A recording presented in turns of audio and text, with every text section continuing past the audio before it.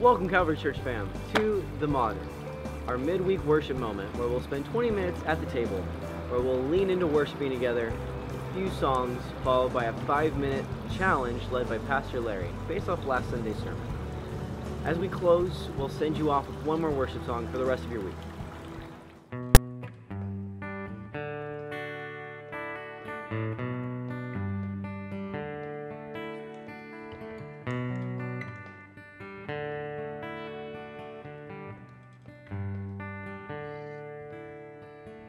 Here's my heart, Lord. Here's my heart, Lord. Here's my heart, Lord. Speak what is true, 'cause I am found, I am yours, I am loved, I'm made pure, I have life, I can breathe, I am healed, I am free. Here's my heart, Lord. Here's my heart, Lord. Here's my heart, Lord. Speak what is true. Speak what is true. 'Cause I am found, I am yours, I am loved, I'm made pure, I have life, I can breathe, I am healed, I am free. 'Cause you are strong, you are sure, you are life, you endure, you are good, always true, you are light breaking through. Here's my heart, Lord. Here's my heart, Lord. Here's my heart, Lord. Speak what is true.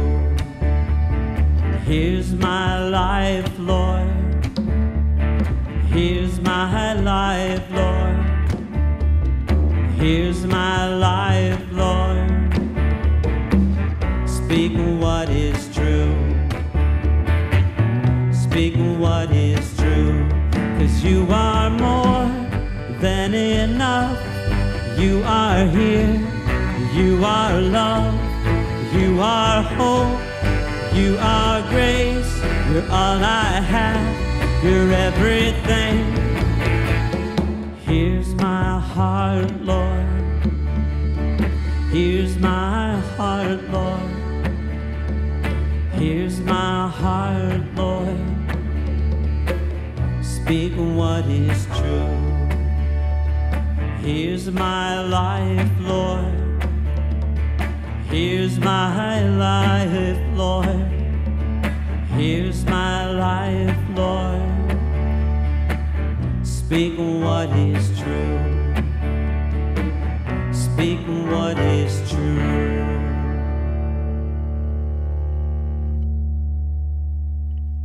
Good evening and welcome to our Modern Midweek service here at Calvary Lutheran Church in Solana Beach, California. We're glad that you've decided to join us for this time of music, scripture, message, and challenge. And it's always great to have you join us for this moment together. The title of my message this evening is Choose Hope and Healing.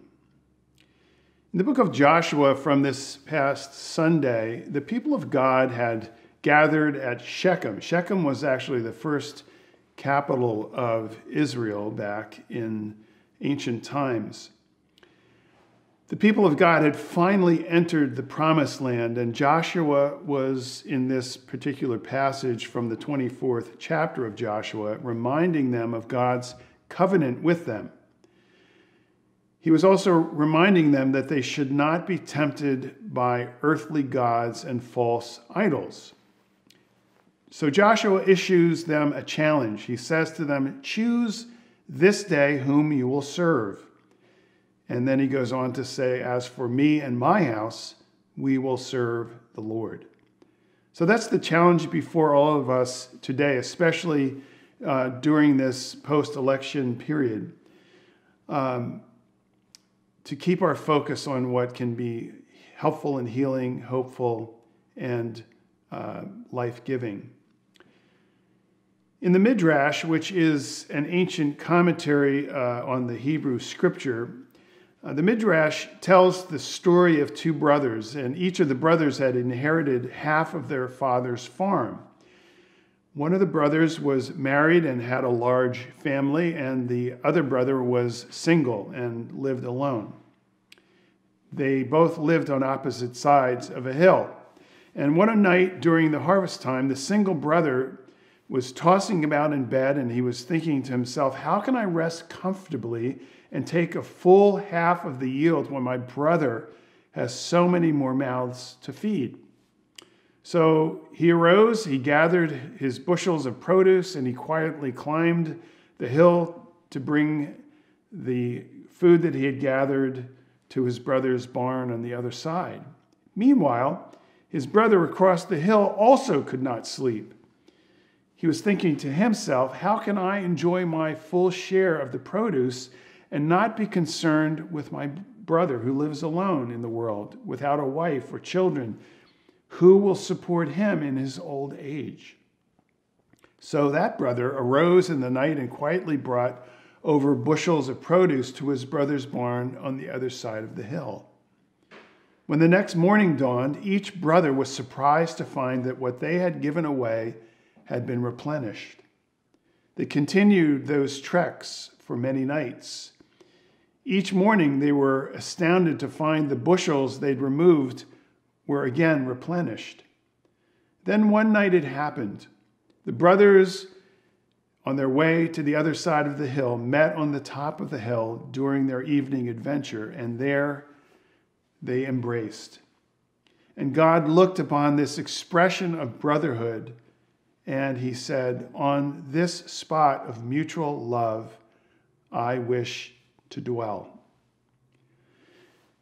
Meaning of the story is that God dwells where there is hope and where there is healing and mutual love. This has been a trying and stressful election process for many months. And now that the results are in, we know that some people are rejoicing and some are truly hurting. The divisions will not go away overnight, but like the two brothers, we all have a share in our inheritance of our nation's future. The question remaining is how we'll choose to use that inheritance together. Will we choose to bring hope and healing, or will we choose otherwise? For us as Christians, will we choose to serve God by serving others in order to bring healing and hope, or will we choose the false gods of anger, gloating, and despair? To help us decide, I'd like to share a word from a modern-day prophet that I came upon recently, and his name is Tyler Merritt. Tyler offers commentary on our modern world and offers words of hope and healing through his project called the Tyler Merritt Project. And here's what he said recently as we all struggled and waited for the results of this presidential election. Here it is.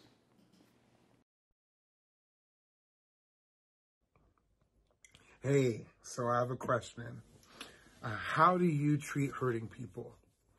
Just think about it for a second, and I promise that this is not a trick question, but this is what I do know. Over the next few days of the election, people are going to be hurting. And if your candidate wins, you are going to be partying like it's 1999. As you think about the justice, the hope, the energy that will be moving our country forward. Notice I didn't say which candidate that would be, but whichever candidate wins. Those who voted for them, I guarantee, will be celebrating those things. Look, maybe not in the same way you view justice, hope, and the country moving forward, but someone will be celebrating that for our country. But I also guarantee there will be those who will be hurt. My question is, what are you going to do with them? You know, it is possible for you to celebrate your candidate without ruining those who didn't vote for them.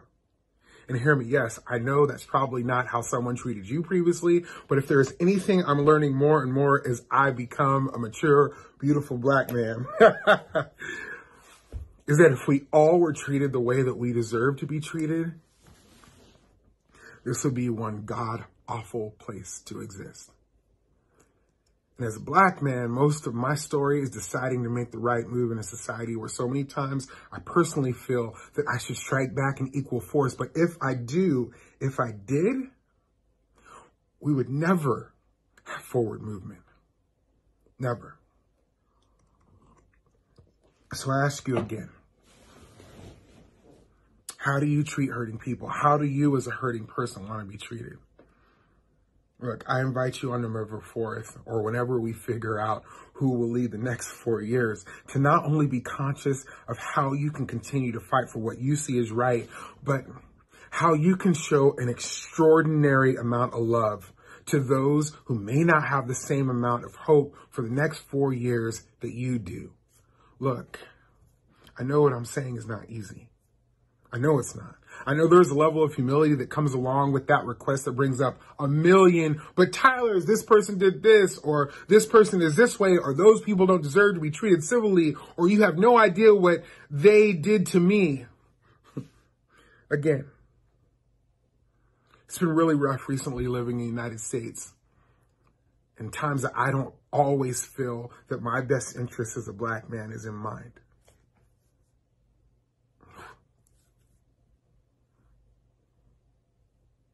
But I wake up every day and I make the choice to do the next right thing. I don't always succeed, but I know if I attempt to do the hard thing, if I do the hard thing, which is usually the loving thing, I'm probably on the right track. I didn't say this is going to be easy. I just simply asked you, how do you treat hurting people? I invite you to ask yourself that question as your team wins over the next few days. Look, I don't know how this election is going to turn out, but I do know, no matter the outcome, there are going to be hurting people that are going to need you. I might be one of them. Be good, my friends. So much love and peace and patience to you right now. Just take a deep breath, and I'll see you on the other side.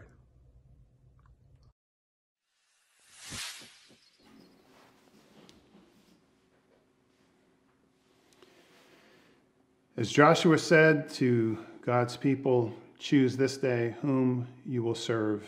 As for me and my house, we will serve the Lord. What will you and I choose? How will we use our shared inheritance of the future of our nation? The late, great Dorothy Day said it this way: I love God as much as I love the person I love the least. My sincere hope is that all of us will choose to serve the Lord by reaching across the divide to bring healing and hope where others might be hurting. The future of our lives, our community, our nation depend on our ability to be humble, to not gloat and not despair, but to offer a hand of love to one another. And remember always that God always chooses to reside where there is mutual love, mutual healing, and mutual hope. Have a great day, great week, everyone, and we'll see you next time. God bless. Who are we that you would be mindful of us? What do you see that's worth looking our way? We are free in ways that we never should be. Sweet release from the grip of these chains. I can't restrain me from the way my heart no longer can keep on singing. All that is within me cries for you alone to be glorified. Emmanuel, God with us. My heart sings a brand new song.